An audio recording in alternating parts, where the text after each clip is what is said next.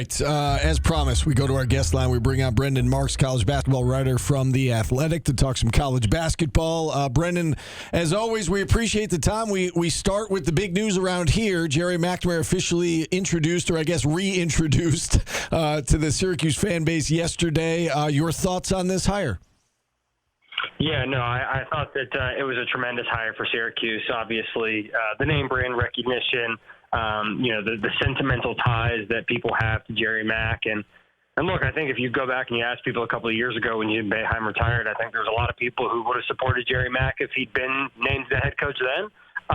But undoubtedly, his success at Siena, pushing Duke this year, making it to the NCAA tournament, having had a couple of years to understand the way it works to be in the big chair, I think is undoubtedly going to help him. And, he, in my opinion, he hit all the high notes in his press conference. I have no doubt. It sounds like, Syracuse boosters are going to be willing to get behind him financially. Obviously, he knows one very important booster who he's going to need to rely on for financial support. But I think if you're Syracuse, it is certainly a great hire, and I'm excited to see how Gerry will try to really bring the Orange into the modern era. You touched on the finances right there, and it does seem like he's energized the fan base and the donor base here, and we're hearing there's reports out there that it's going to be, about 4.5 in revenue share, another 4.5 or so, in NIL, and you're up over $9 million. And, we were told that by the athletic director, he threw it out there, that Syracuse should be in the top third of the ACC. Do you think does the math add up there? Do you think that puts them in the top third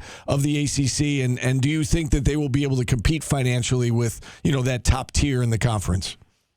Yeah, I can't say for certain, but I can just tell you guys off the top that the band of competitiveness, as I like to call it this year, was about $8 to $10 million in terms of player payroll for a team. If you wanted to be considered a serious contender, obviously that did not guarantee you success, but it was very difficult to compete with the best teams in the country if you were not at least in that band. And so Syracuse is going to be there. That's more, to my understanding, that's more than they had last year to work with.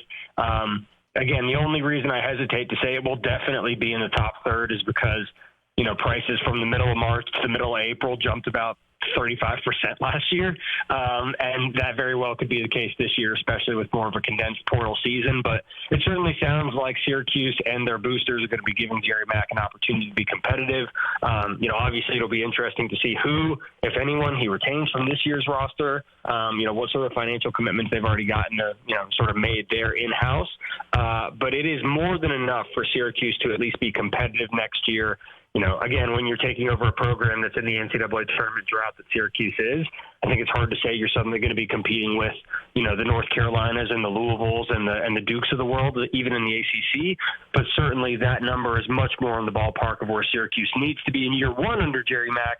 And if all goes well, you continue to grow from there. Is there anybody NIL-wise in the ACC that might make a significant jump this year that we aren't expecting? An FSU after how good their coach did, Boston College with a new coach, NC State with a new coach? Yeah, for sure. I think a lot of them. I would be surprised if most schools in the ACC don't take a jump this year, frankly. The price of the brick's going up, guys. And so if you're not willing to play the money game, then quite frankly, you're not serious about trying to compete in men's basketball. I can tell you for a fact that, both Virginia and NC State were at higher resource commitment to their rosters last year than Syracuse. Is Syracuse going to have more than, say, Florida State in a new year under Luke Locks? You'd still think so.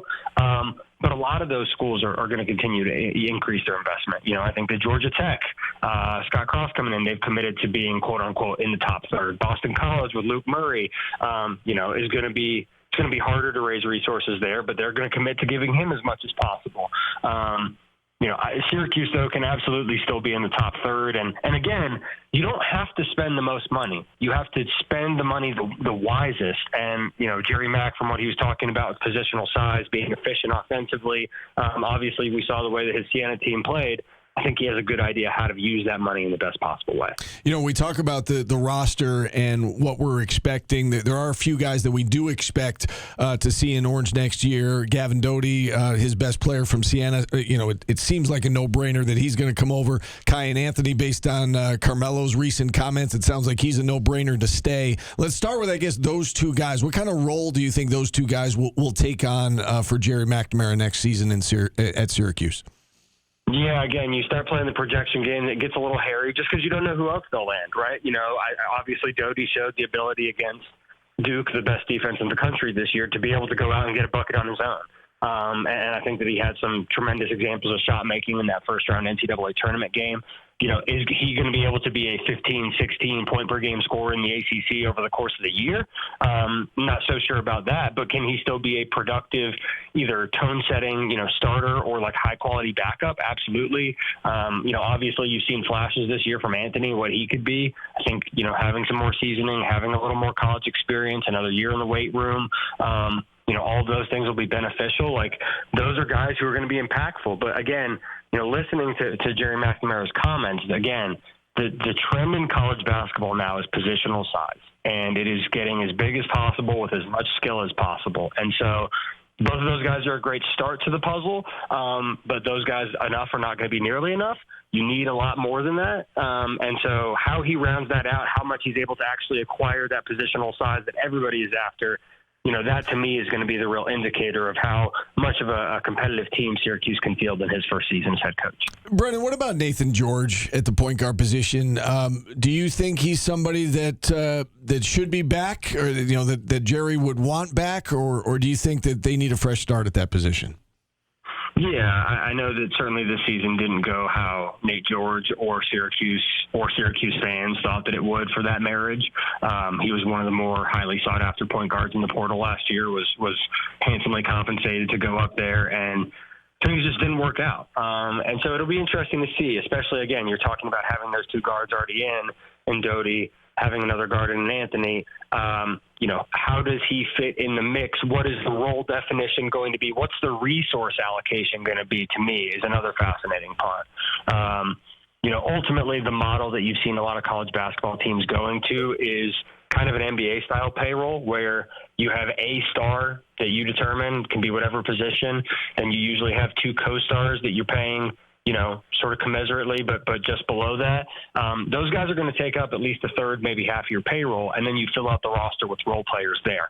Depending on who else Syracuse is able to land, retain, etc., you have to determine what is the role that I want Nate George to be, what's the resource that I'm willing to allocate for him. Based on those other two guys you're mentioning, it seems unlikely to me that the role and the resources would match up there, but obviously there is a really talented player in there. It's up to, Gerry Mack to determine if he's worth spending the resources when they could be otherwise allocated.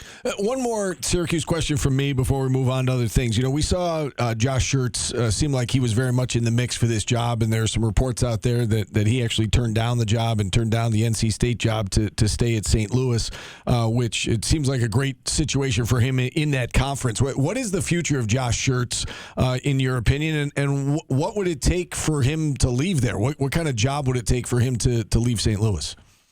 Yeah, well, I can tell you guys for a fact that $9 million that you're talking about, Gerry Mack having his first year at Syracuse, that's less money than Josh Schertz is going to have this year at St. Louis. Wow. So he is incredibly well situated there from an NIL resource perspective.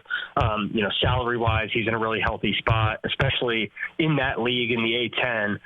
He's creating some distance now between St. Louis and the rest of the conference, which is obviously a great place to be. Makes it much easier to get to the tournament every year, makes it much easier to potentially have some runs. I do think that Josh Schertz, we'll see how the rest of this coaching carousel goes. I'll say that. The North Carolina vacancy is still there. I don't expect him to be in the mix at North Carolina, but depending on who is hired at North Carolina, could that create a trickle-down opening somewhere else in the carousel that interests him? Possibly. Could we have a late retirement in the next couple of weeks that potentially interests him? Possibly. But Josh Schertz has positioned himself now with the security he has at St. Louis, where the next job he takes is going to be a top 20 high major job. It's going to be one of the best jobs in the country. It's going to be a job that has the resources, NIL-wise, revenue-sharing-wise, that outpace the great situation he's already got at St. Louis. He can afford to be choosy. So again, maybe it's a Rick Barnes retirement. If Tommy Lloyd ends up taking the Carolina job, could he be in the mix at Arizona? I would say probably yes. But again, that's the sort of caliber of job you're talking about for a guy who is widely considered one of the best up-and-coming coaches in the country. Well, that's where I was going next. I know you covered Duke and UNC very closely for The Athletic. What do you make of this opening? I guess kind of a two-part question. Let's start with, did Carolina do the right thing in parting ways with Hubert Davis? And then secondly, who do you see filling that role, filling that job vacancy?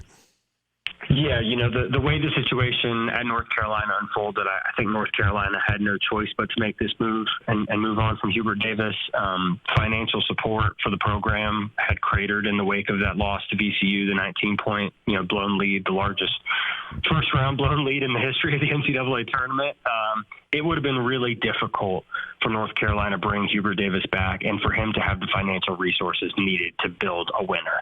UNC spent about $16 million on its roster this year, according to a couple of sources familiar with negotiations that I've talked to. They wouldn't have had anywhere near that next year. And so once the financial support starts to go, it becomes difficult to make that decision. And the other fact of the matter is, North Carolina has the most NCAA tournament wins and Final Fours in the entire country. And this is a program that had not made it to the round of 32 in 3 of the last 4 years. Outside of Hubert Davis's first year, when Carolina goes on that magical run to the national title, he had not shown the ability to consistently put the Tar Heels in position to, make swings at a title. And so I think you put all that together, the finances, the inconsistency, it was a matter of time. And ultimately the manner in which North Carolina lost, I think, opened the door for the move. As for what comes next, North Carolina's top 2 choices are Arizona coach Tommy Lloyd and Chicago Bulls coach Billy Donovan, excuse me. Tommy Lloyd is obviously coaching the Final Four. If he wins a national title at Arizona, he's not going to be the head coach in North Carolina next year. But if Arizona loses to, say, Michigan in the Final Four, they don't make it to the championship game, I do think that North Carolina is going to continue to make a strong push. Sounds like from everything I've heard that Tommy Lloyd is continuing to listen. North Carolina is willing to pay what would be a record $9 million buyout after April 1st. So that is still very much on the table. Again, it kind of depends on how this weekend goes. UNC's in a holding pattern. And then Billy Donovan is interested in the job too. And ultimately, if Tommy Lloyd winds up staying at Arizona, winning it all, whatever it is, getting a new contract, Billy Donovan has expressed interest in the job. He has talked to a couple of former assistants about potentially compiling a staff. Certainly wheels are in motion there for him if North Carolina offers him the job to take it and be able to move pretty quickly. So those are the 2 front runners right now. Obviously things could change, but certainly that looks like we're heading in the direction where either Tommy Lloyd or Billy Donovan is going to be the next head coach in North Carolina. Jon Scheyer, not saying he's going to be on the hot seat at any time soon, but is there going to be a point where the recruiting drops if he doesn't get to a national championship at Duke? No, absolutely not. He's putting guys in the league, right? If you're an 18-year-old, you're a 17-year-old, you want to play in the NBA, there's no place that is more likely to, not just get you there, but develop you and put you in a better, draft position than attending Duke right now. Obviously, had all 5 starters drafted last year. They're going to have multiple starters drafted again in this year's, the summer's draft, starting with Cameron Boozer in the top 3. The recruiting is going to be there. To me, the thing to sort of watch now for Duke and Jon Scheyer is it's been over 10 years since a one-and-done team, Duke 2015 last won the title. So is it time for him to lean a little bit more on veteran experience? You're getting these generational freshmen, haven't been able to get over the hump with them. It's obviously a single elimination tournament. The best team doesn't always win. But is this a situation where you look and you see, okay, everyone in the Final Four has at least 2 upperclassmen starters. That's what I need to be prioritizing a little more. So he's still got another top-ranked recruiting class coming in, but I do expect Jon Scheyer to focus more on retention, to focus on getting back guys like Caleb Foster, Patrick Gongba, Dame Sarr, who played roles this year, so that next year, when you are in the crucible of these moments in March, you have guys who have been there before, who have seen things and are, hopefully able to make the plays that this year's team wasn't. They go from up 19 in that game, and we saw the lead, dwindle little by little in that second half to the point where they opened themselves up for that potential winning shot at the end from UConn, and they were stunned in the final seconds. How much of that second half is on Jon Scheyer, and maybe how much of that final sequence is on Jon Scheyer, in your opinion? Yeah, I certainly think that some of it is, right? He's the head coach. And unfortunately, the reality is that Duke led by double digits in all of its 4 losses in the last calendar year. On one hand, you can point to, hey, this team lost 3 games this year by 5 combined points, 2 of them on buzzer beaters. And you can say, look, they were that good that that's what it took to beat them. But at the same point, the inability to hold on to these leads, the inability to close the door on teams, it is something that I think you've got to take a little bit of a deeper look at. And it's not all on him. Caden Boozer, he's a freshman. He makes the one play that you can't make. It takes a miraculous deflection and an even more miraculous shot to actually beat Duke again at the buzzer. But certainly, to me, it's more in the fact that it's live ball turnovers down the stretch. It's an inability to generate easy offense. It's an inability to foul out Terrace Reed, UConn center, who is absolutely crushing Duke all game.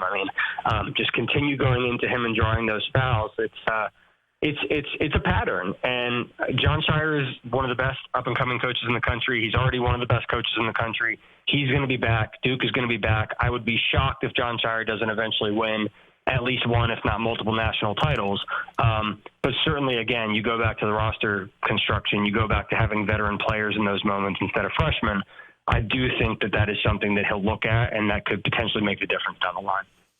All right, Brendan, great insight. As always, we appreciate you coming on. Thanks so much for the time. Enjoy the Final Four, and hopefully we can talk again soon.